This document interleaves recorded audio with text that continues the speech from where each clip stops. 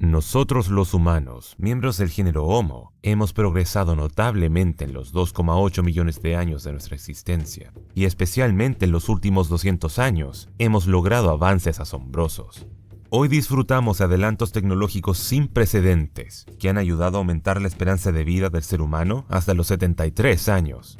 El camino para llegar hasta aquí no ha sido fácil y hemos tenido que soportar muchas dificultades, a veces causadas por nosotros mismos. Esto se refleja en la sorprendentemente baja esperanza de vida que tuvimos en el pasado. Por ejemplo, en la Francia del siglo XVIII era de 27 a 30 años, en la Grecia clásica solo 25, en la Edad del Bronce 26 y durante el periodo neolítico apenas 20. Sin embargo, incluso considerando todo esto, los Homo sapiens lo hemos tenido relativamente fácil en comparación con otras especies humanas. De esto deberías estar eternamente agradecido, ya que la vida de los primeros humanos era francamente una injusticia, y no es raro que los paleontólogos desentierren especímenes humanos primitivos muertos en circunstancias muy espantosas. Según lo que se ha investigado, parece que muchas especies de Homo tuvieron vidas así de duras, pero un estudio en particular encontró que Homo habilis de hace 2 millones de años lo pasó horriblemente mal. La tasa de mortalidad era tan alta y morían tan jóvenes que la mayoría de los individuos ni siquiera vivieron lo suficiente para llegar a la adolescencia, habiéndose estimado que la esperanza de vida promedio era de aproximadamente 12 años, más de 6 veces menor que el promedio de vida actual. Es probable que haya sido incluso menor. El estudio hizo un análisis aleatorio de 26 especímenes y notó la falta de individuos neonatos e infantiles, lo que sugiere fuertemente que la tasa de mortalidad era en realidad mucho más alta y que la esperanza de vida era aún más baja. Una vida tan intensa y corta hace que uno se alegre de no haber sido un Homo habilis, y esa época representa, posiblemente, el peor momento para haber sido humano, a diferencia de cualquier otro animal. Lo que plantea la pregunta, ¿por qué estuvieron expuestos a tantos riesgos y tuvieron vidas tan desdichadas? Bueno, la mala noticia es que prácticamente todo estaba en su contra, incluidos sus propios cuerpos. Como Homo habilis fue uno de los humanos más pequeños que jamás haya existido, posiblemente con una altura promedio de menos de 1,20 m. Esto significa que eran un 32% más bajos que nosotros, mientras que, en el mejor de los casos, pesaban solo el 60% de lo que pesamos ahora. Un cuerpo tan pequeño los hacía bastante vulnerables a las lesiones, y ni siquiera tenían una estructura esquelética robusta que les hubiera ayudado a compensar por su diminuto tamaño. Es probable que hayan experimentado al menos una caída grave a lo largo de su vida, porque eran parcialmente arbóreos, o sea que pasaban una buena parte de sus vidas en los árboles, y dado que incluso los chimpancés a menudo experimentan una caída importante, es razonable suponer lo mismo de Homo habilis, especialmente porque no estaban tan bien adaptados para trepar. En relación con otros humanos, sí eran más parecidos a los simios, como resultado de haber sido uno de los primeros de nuestro género en entrar en escena, con una existencia que abarcó desde hace 2,3 a 1,65 millones de años. Algunas de estas características incluían extremidades más largas y ligeramente simiescas, que les permitían agarrarse mejor mientras trepaban y se balanceaban de rama en rama. Ahora bien, poseer la capacidad de trepar con facilidad es, por supuesto, muy útil, especialmente cuando estás rodeado de depredadores, y en la mayoría de los casos permite a los animales evitar el peligro, prolongando así su vida. Sin embargo, en el caso de habilis, los beneficios de esta característica quedaron en gran medida anulados, ya que se combinó con la peor dieta posible, el carnivorismo. Se podría pensar que un humano arbóreo sería estrictamente vegetariano, pero Homo habilis en realidad exhibió uno de los niveles más altos de consumo de carne visto en los humanos, lo que se refleja en sus largos incisivos que servían para cortar carne, y sus mandíbulas desproporcionadamente grandes, que eran más gruesas de las que cualquier simio o humano vivo, lo que generaba torsión y tensión al morder, ayudando a arrancar la carne de un cuerpo. Dicho esto, también comían frutas y verduras, pero su dieta más carnívora finalmente los obligó a abandonar la seguridad de los árboles de manera habitual, un problema exacerbado por su afición por el pescado, que los acercaba al agua y a los peligros que eso entrañaba. El problema no era solo la carne, sino cómo la conseguían, porque por alguna razón, Homo habilis decidió especializarse en comer carroña por sobre cualquier otra cosa, lo cual es razonable teniendo en cuenta su pequeño tamaño, la falta de musculatura y la tecnología limitada con que contaban, que consistía en simples herramientas de piedra. En otras palabras, no tenían mucho que les ayudara a conseguir presas. Un grupo de paleontólogos determinó que, en el mejor de los casos, solo serían capaces de defender cadáveres de chacales y guepardos. Esto no les ayudó en nada, ya que Homo habilis, que vivía en el este y sur de África, estaba rodeado no por uno, sino por múltiples carnívoros de gran tamaño que frecuentemente aparecían para disputar la carroña. Y para empeorar las cosas, estos mismos depredadores se alimentaban usualmente de los mismos habilis, debido a que estos primeros humanos eran, sin ofender, presas fáciles. Si fueras un Homo habilis, puedes estar seguro de que a diario vivirías bajo la constante amenaza de ser atacado por un grupo muy diverso de carnívoros que, por supuesto, tenía cada uno su propia y terrible manera de despacharte. Así que supongo que al menos puedes esperar algo de variedad. Por ahora, la evidencia directa de interacciones entre depredadores y habilis es poco común, pero considerando el periodo de tiempo y la región general, se han identificado más de 30 potenciales depredadores, y los grandes felinos en particular tuvieron un profundo impacto en su esperanza de vida. Uno de los acechadores más frecuente había sido Megantherion, un gato dientes de sable del tamaño de un jaguar, que vivió en toda África durante toda la existencia de habilis. A pesar de tener forma de jaguar, era más corpulento y alarmantemente, sus extremidades inferiores más bien eran del tamaño de las de un león. Sus enormes patas terminaban en garras recurvadas afiladas, esperando clavarse en la carne de cualquier Homo habilis desprevenido. Una vez inmovilizado, el pobre habilis experimentaría la mordida de una serie de dientes afilados y dentados, incluidos 2 grandes caninos, que se hundirían en su garganta, cortando arterias y nervios principales, dejándolo inconsciente en cuestión de segundos. También existe la rara posibilidad de que una víctima especialmente desafortunada hubiera experimentado el método de asesinato más insólito pero aterrador, tener la cabeza prácticamente engullida por el gato dientes de sable. Esto le sucedió a un espécimen humano que fue encontrado con marcas de pinchazos en el hueso occipital en la parte posterior de la cabeza. Pero el ángulo de la mordida confirmó que el ataque no vino por la espalda, sino por el frente. Podemos suponer que, además de causar daño al cráneo y al cerebro, tal ataque también podría matar por sufocación, pues las mandíbulas del gato dientes de sable cubrirían la nariz y la boca de la víctima, provocándole la asfixia. Hay peores noticias para nuestros parientes lejanos. Megantherion tenía un gusto por el Homo habilis, de modo que cazaba tan frecuentemente a los primeros humanos que, literalmente, alteraba sus niveles isotópicos de carbono.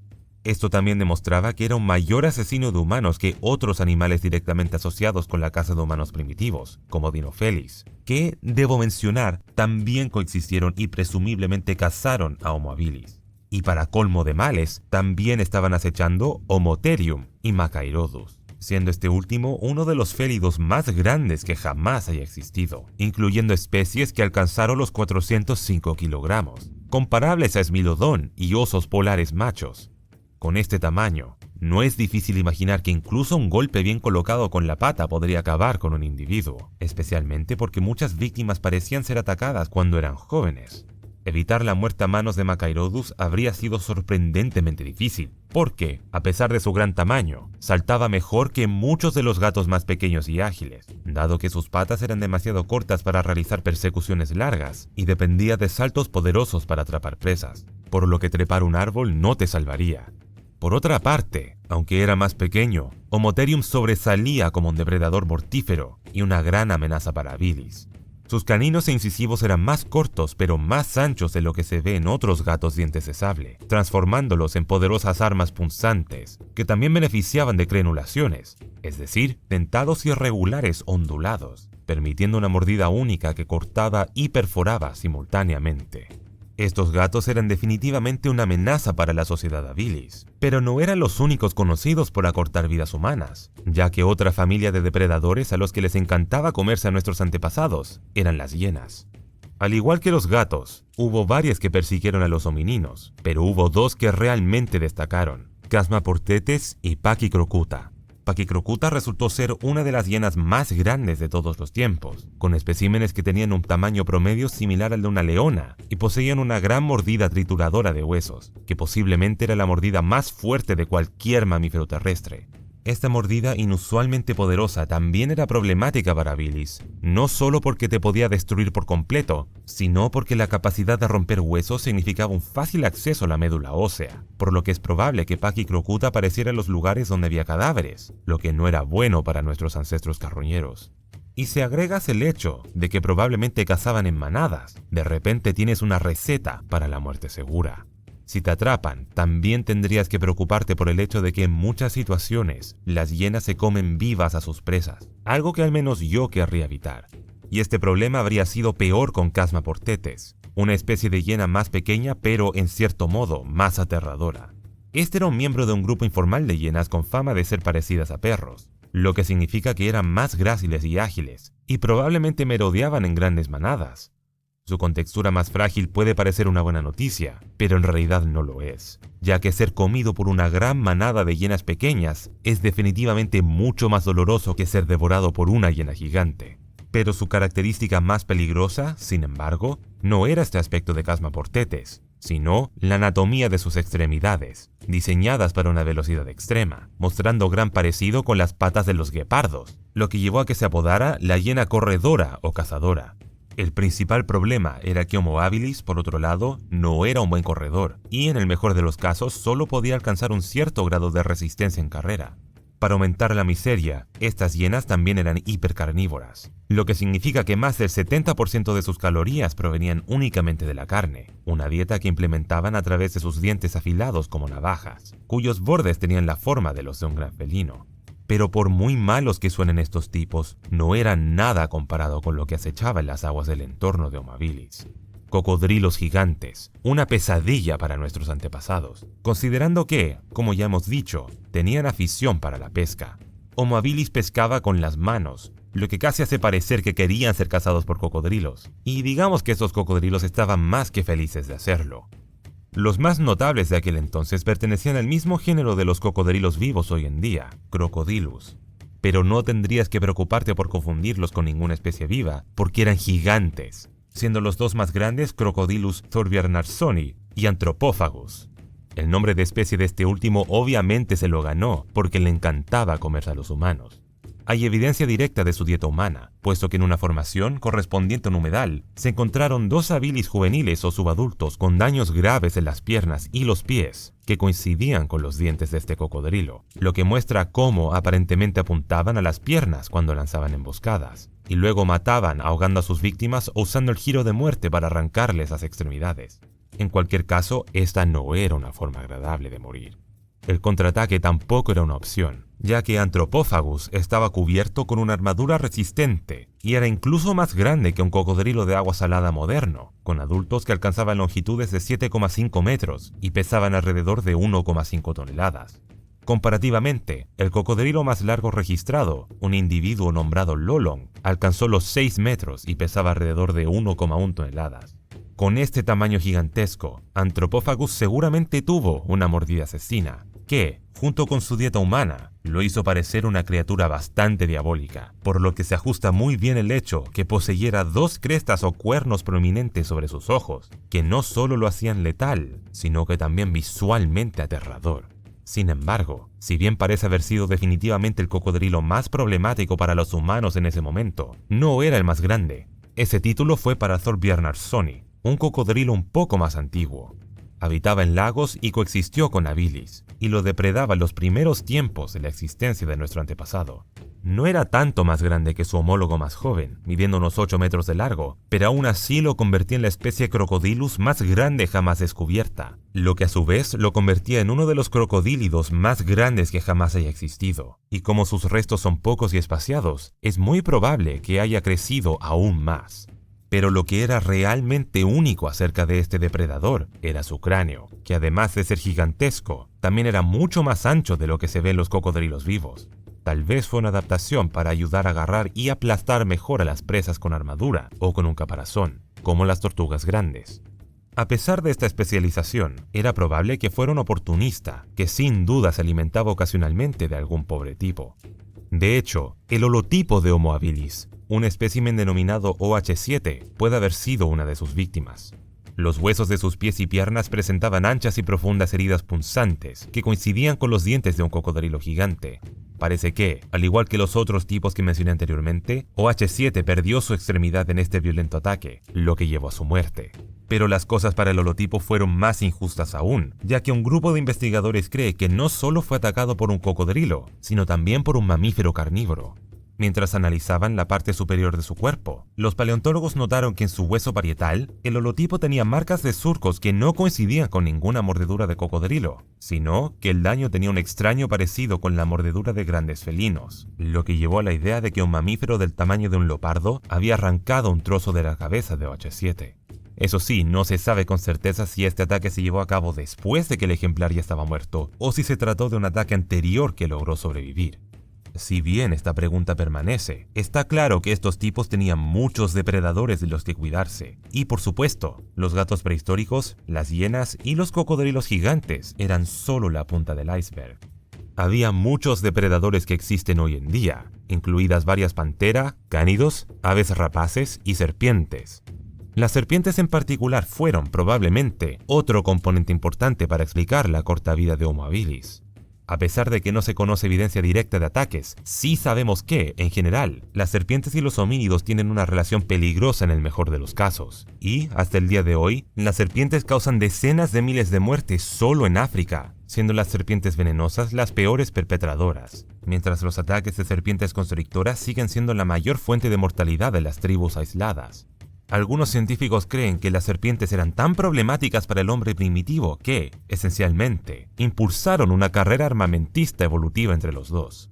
La detección visual mejorada fue, posiblemente, una adaptación diseñada para ayudarnos a detectar mejor serpientes camufladas.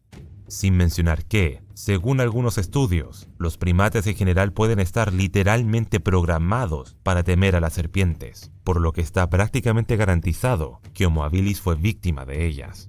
La dieta de Homo habilis les hubiera obligado a enfrentarse con una cantidad casi cómica de depredadores, pero el haber descendido de los árboles les puso en contacto con otros animales peligrosos, porque también se encontraban herbívoros y omnívoros territoriales en gran número, incluyendo una variedad de rinocerontes, hipopótamos, jabalíes gigantes, elefantes, jirafas y bóvidos.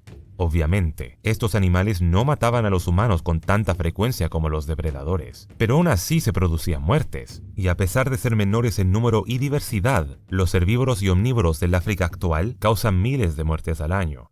Si no fuera suficiente obligar a habilis a enfrentar animales feroces, su dieta tuvo otro inconveniente serio, ya que posiblemente también les causaba problemas de salud dental. De los 26 individuos estudiados, solo un 40% tenía una dentadura decente, mientras que el resto presentaba un grave desgaste de sus esmaltes y dientes astillados y agrietados. Puede que esto no suene tan sombrío, pero lo es cuando se considera que el individuo más maduro tenía solo 25 años, y hay múltiples ejemplos de especímenes que tenían menos de 10 años que ya tenían problemas dentales importantes.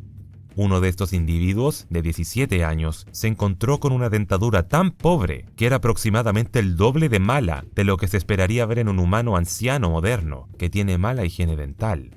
Este notable nivel de daño generalizado fue causado al 100% por la dieta de Homo habilis, pero no fue necesariamente el resultado de la carroña, sino en cambio una combinación de carne y material vegetal duro que causó el desgaste.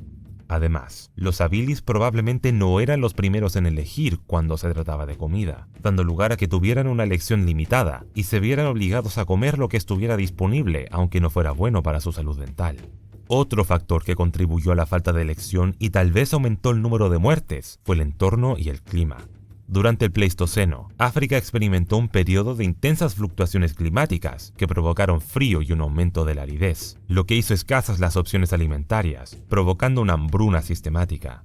Se cree que, a medida que el clima empeoraba, las poblaciones tuvieron que recurrir cada vez más a la carroña para completar su ingesta calórica, lo que a su vez provocó de nuevo más muertes al ponerlas en contacto con los depredadores, que también habrían sido más violentos al sentir ellos también las tensiones de un ecosistema moribundo.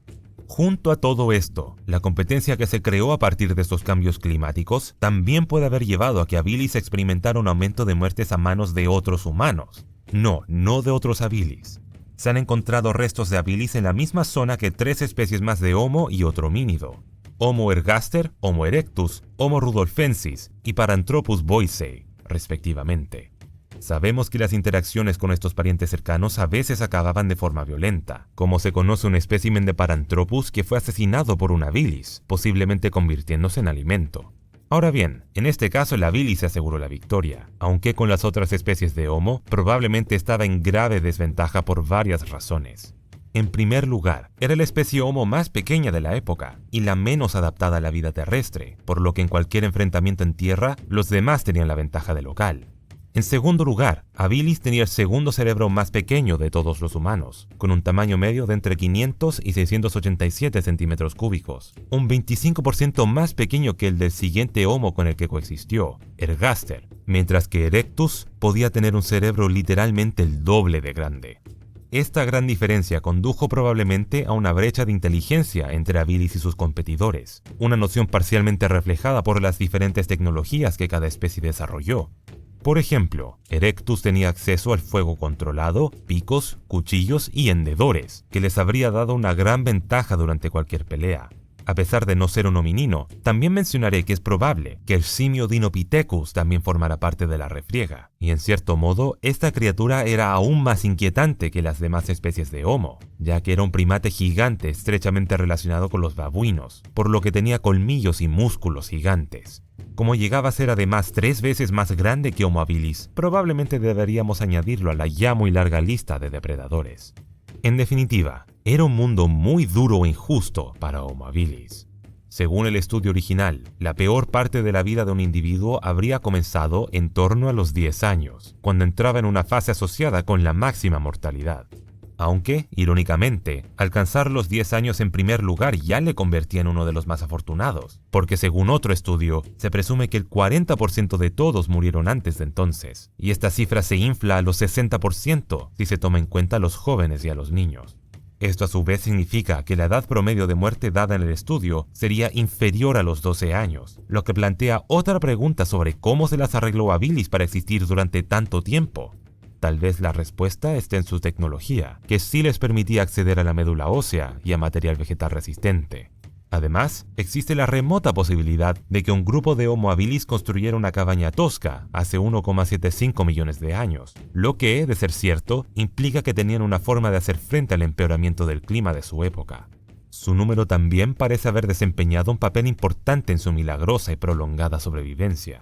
Los paleontólogos estiman que el tamaño de los grupos podría haber alcanzado hasta 85 miembros, lo que permitía una mayor protección y una menor probabilidad de que algún individuo específico fuera abatido por un carnívoro, aunque después de haber repasado todo, no parecen haber tenido mucha suerte.